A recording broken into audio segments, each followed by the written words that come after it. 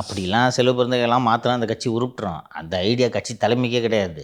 ஆனால் அந்த விகடனிலே போட்டிருக்கு சார். பிரவீன் சக்கரவர்த்தி, அப்புறம் கார்கே அவர்கள், ராகுல் காந்தி அவர்கள்லாம் செல்வ பெருந்தகை அவர்கள் மீது வந்து கோபமாக இருக்காங்க அப்படின்னு சொல்லிட்டு. பதவிக்கு செல்வ பெருந்தகை கொண்டு வந்ததே கார்கே. கார்கே என்ற ஒற்றை நபரின் ஆதரவில் தான் கம்யூனல் கோட்டாவில் தான் செல்வ பெருந்தகை இந்த பதவியில் நீடிக்கிறார். இல்லைன்னா இந்த தமிழ்நாடு காங்கிரஸ் கமிட்டியின் தலைவராக செல்வ பெருந்தகை ஒரு நாளும் வந்திருக்க முடியாது. ஜாதி கோட்டாவில் இடஒதுக்கீட்டின் அடிப்படையில் அவர் வந்திருக்கிறார். அதை வாங்கி கொடுத்தது திரு மல்லிகார்ஜுன கார்கே.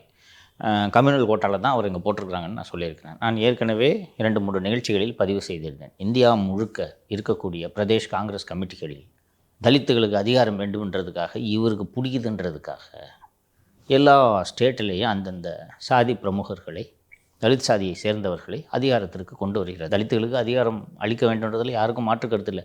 ஜெயிக்கிறதுக்கு உபயோகப்படுமா? நீங்கள் அவங்கள ஒதுக்கி வைங்க, அவங்களுக்கு கொடுக்கக்கூடாதுன்னா யாரும் சொல்ல போகிறதில்ல. நான் நேற்றே சொன்னது போல் செல்வ பெருந்தகை இந்த கட்சியின் தலைவராக போட்டு கட்சியோட வளர்ச்சிக்கு என்ன கான்ட்ரிபியூட் பண்ணியிருக்காரு? அப்புறம் எதுக்கு தான் சார் டெல்லி போயிருக்காரு?